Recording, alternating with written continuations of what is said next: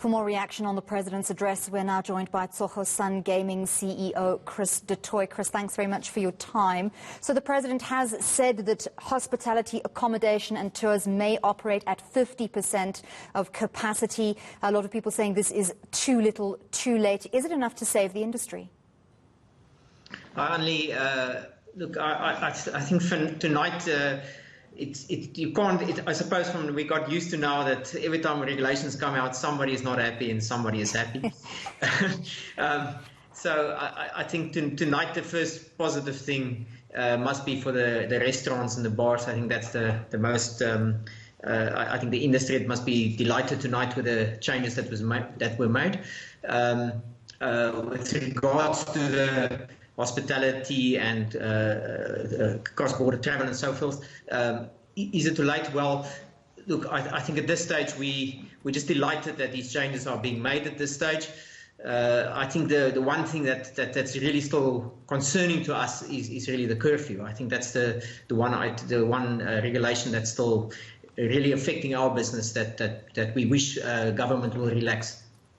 Of course, that value chain of alcohol and tobacco impacts your business drastically. How quickly do you think you'll be able to recover some of those losses suffered during the earlier lockdown levels? Look, if you look at our business, the casino complexes, as you know, we've got many restaurants at our complexes, and those restaurants basically are our tenants. And then if we look across South Africa on the bar side where we're involved is we've got limited payout machines rolled out across South Africa in more than 1,000 bars and also obviously restaurants as well. So I think the fantastic thing now is that our tenants can now at our casino complexes can now operate their restaurants selling liquor as well, which is long overdue.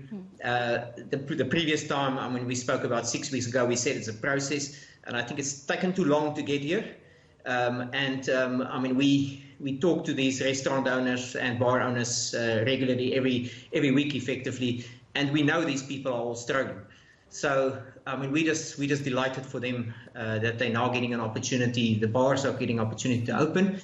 And the restaurant owners, like I said, our tenants are now also allowed to at least earn a living, to be able to sell liquor to people that's going to dine at them. So, Chris, the President has cautioned continued vigilance, yet we know that when people consume alcohol, they often throw caution to the wind. Social distancing may fly out the window. What are you going to be doing in your casino complexes to ensure that people do adhere to social distancing and hygiene protocols? It's critically important now that the public, that we all take responsibility.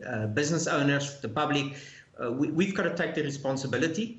We've got to make sure that we apply the measures that's responsible, and that effectively we show to government that it's not necessary any longer to have all these regulations, and just have the basic regulations of social distancing and that everybody acts responsible.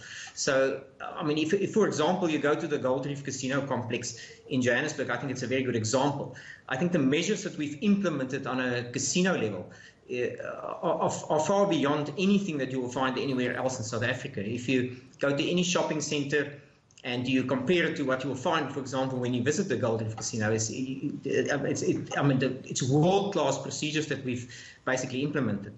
So I think what we've done is fantastic, and I think we will just have to make sure that, and I mean the message going out there has got to be to all bar owners, restaurant owners, make sure we follow protocols. I think that's the important thing. And you ask, what are we going to do at our complex as well? We've already implemented all those procedures, and all our tenants are already following the strict protocols that we've implemented. So I think the more important thing now is that, I mean, like I said, we've got limited payout machines through the V-slot sites right across South Africa, and more than 1,000 bars and restaurants. The important thing is also for those owners to take responsibility and to show that we as a public can can follow strict protocols without the regulations. But like I said, the curfew is still a problem. Still a problem. Chris, you are in the entertainment business, but you also do cater to people who are desperate. Unfortunately, that is a very realistic part of gambling. A lot more desperate people in South Africa at the moment. What would you say to South Africans about responsible gambling? I must say what we found so far since we've opened, I think we opened on the 29th of June, our first casino, and what we've experienced in the last almost 2 months now, month and a half, is really the number of people coming into casinos is coming through in reasonable numbers, and people seem to be fairly responsible. And like I said, it's at this stage, from whether it's responsible gambling, whether it's responsible drinking, whether it's smoking, whatever the trade is out there, I think everybody has just got to be responsible. And I think from what we've seen so far on our premises, I mean, we uphold all the responsible procedures that we need to hold. Social distancing procedures are there. From a responsible gambling perspective, we've got all the procedures in place that we're required to by law. And yes, like I said, everybody's just got to stand together now as a nation and show that we can be responsible. Yes, but yeah. We are going to leave it there. Thank you very much for your time, Chris Toit there from Tsogo Sun Gaming. He is the CEO. There's certainly some good news for them tonight.